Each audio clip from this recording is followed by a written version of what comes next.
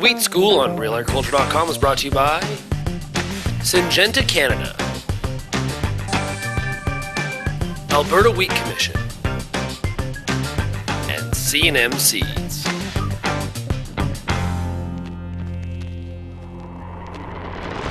Scott Field Day, and I'm joined by Randy Kutcher, and we're looking at wheat right now and specifically talking about Fusarium. So how do I determine whether or not I should be spraying for Fusarium head blight? Because basically by the time we see it, it's too late, It's right? too late, yeah. You really don't see the symptoms. You know, we've just finished flowering on some of the plots here, and others are getting close, and some are not quite flowering. But you really don't know until 3 or 4 weeks from now, when you can actually go out and see how many of those heads are bleached and what portion, whether they're all bleached or whether only a small bit is. So I mean, really it comes down to knowing your history.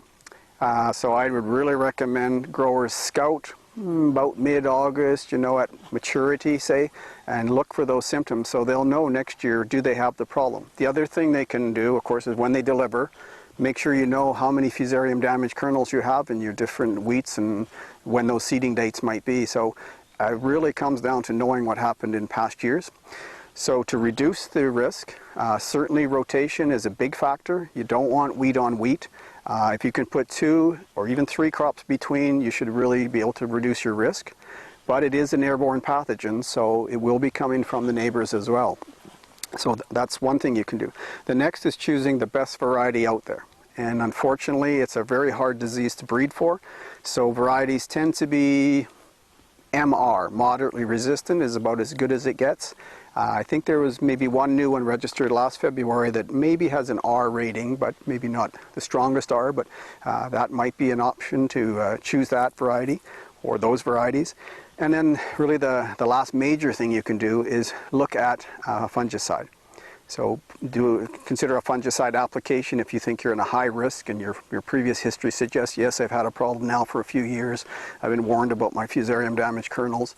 Consider a fungicide. So that's always a hard decision because there are no symptoms, like you say, to really look at right now. Yeah, and before we get into spray application, the weather plays a big role as well. So tell us about the cooler nights maybe are helping a bit in terms of the pathogen, but if we're thinking maybe a rainstorm's coming or something like that, would we be more concerned?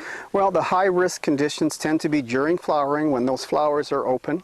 If you have very humid or even precipitation events, rain, showers, that canopy's damp. It's nice and warm like it is today. It's pleasant here today, but it's say 25.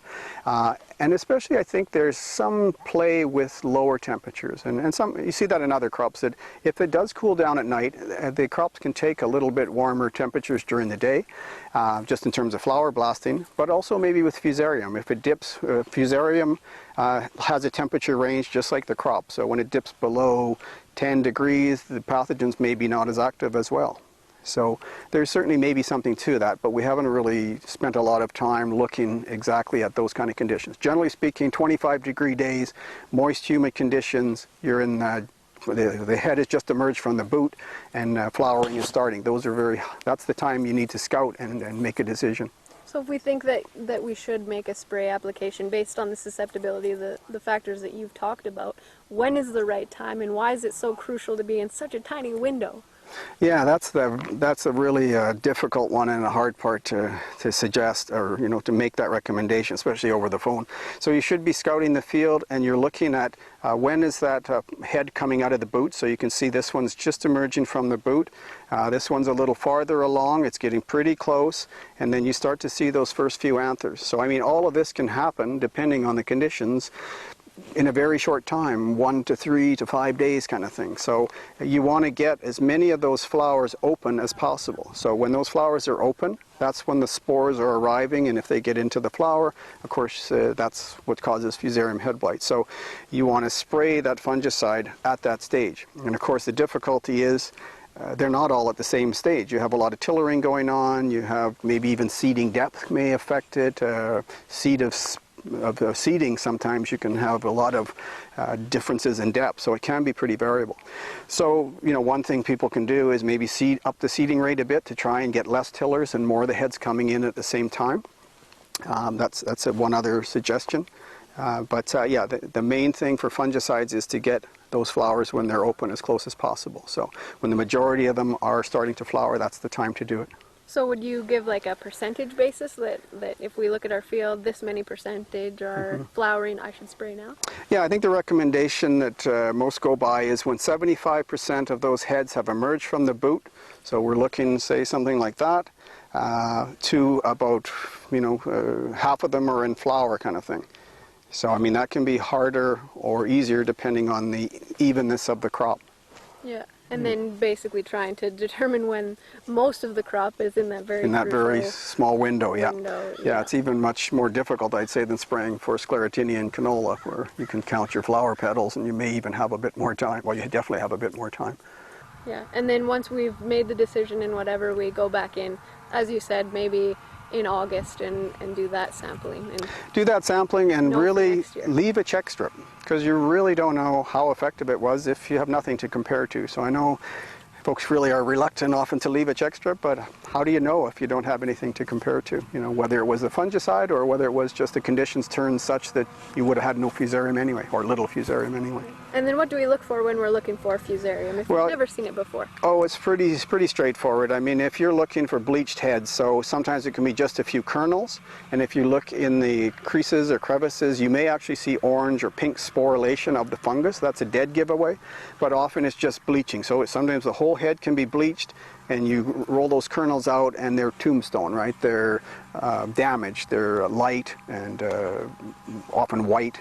So it shouldn't be too hard come mid-August to really tell how much damage you got. So the way we do it is we pull, say, 100 heads from a plot. We look at what percentage of the heads have any Fusarium, and then we look at what portion of the head of those that have Fusarium. Is it half the head? Is it all the head?